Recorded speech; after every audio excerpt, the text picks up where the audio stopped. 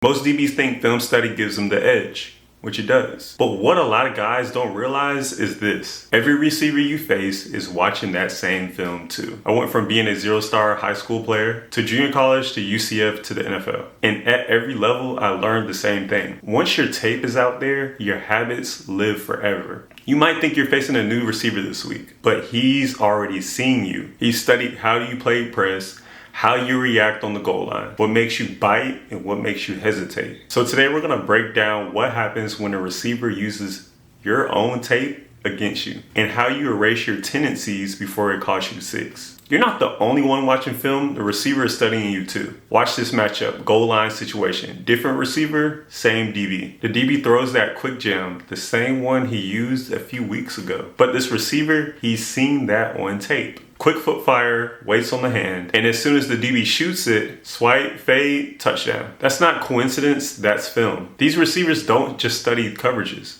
They study you. They're not reacting. They're confirming what you already put on tape. It's like poker. You show your tail once and everyone at the table starts playing off it. So how do you fix that? You change your look without changing your discipline. That means sometimes you flash the hand and pull it. Sometimes you delay the jam half a beat. Sometimes you just take a step, wait, and make him declare first. You don't need 10 different press moves, just one that never looks the same twice. And that's where a lot of DBs get stuck. The same move that won you a rep last week can give another receiver the blueprint to beat you this week. So let's break down that move, the quick jam, and talk about when it works and when it doesn't, and how to protect yourself when it fails. A lot of DBs think press means you have to jam as soon as the receiver moves, but it doesn't.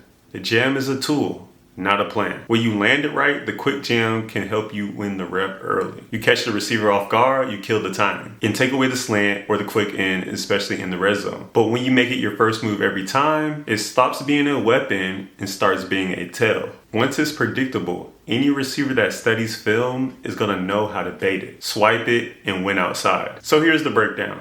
The pros. It's fast, aggressive, and it forces a reaction. Cons, it spreads your feet too wide, slows your transition, and kills your ability to recover. Think about it. Trying to sprint from a split stance, you lose that first half second. And that's all what a receiver needs to separate. It's like a boxer throwing the same jab every time. Looks clean until somebody times it. So the answer isn't to stop using it, is to control it. And when it fails, what do you do next? Decides whether it's a touchdown or a PBU. Let's see what recovery looks like when the receiver beats your hand and you're chasing. So you miss your quick jam, now you're chasing. What happens next decides the rep. Watch this, the DB's running, eyes locked on the receiver's helmet, but the receiver already turned his head. And look at his hands. They're forming for the catch before the DB even reacts. That's your tell, not his face, his hand. The receiver has to catch the ball for it to be 6. When you track the hands instead of the face, you'll always arrive on time. It's like looking at a magician.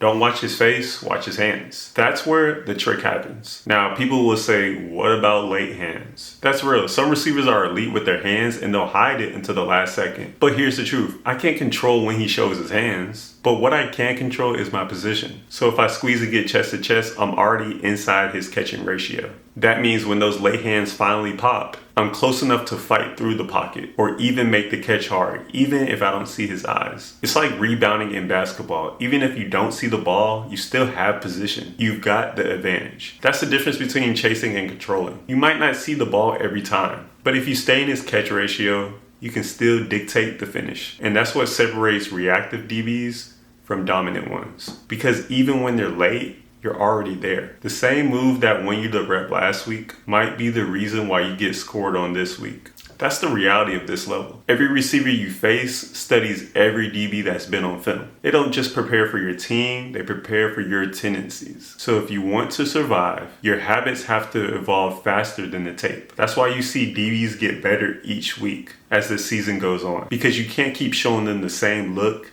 expecting the same results. Film study isn't just about knowing routes, it's about knowing yourself. Every stance, every strike, every press rep, it's all data. The best DBs erase patterns before offenses can find them. Technique beats talent, but awareness, that's what keeps you unpredictable. Don't just study them, study you. That's how you stop defending and start dictating.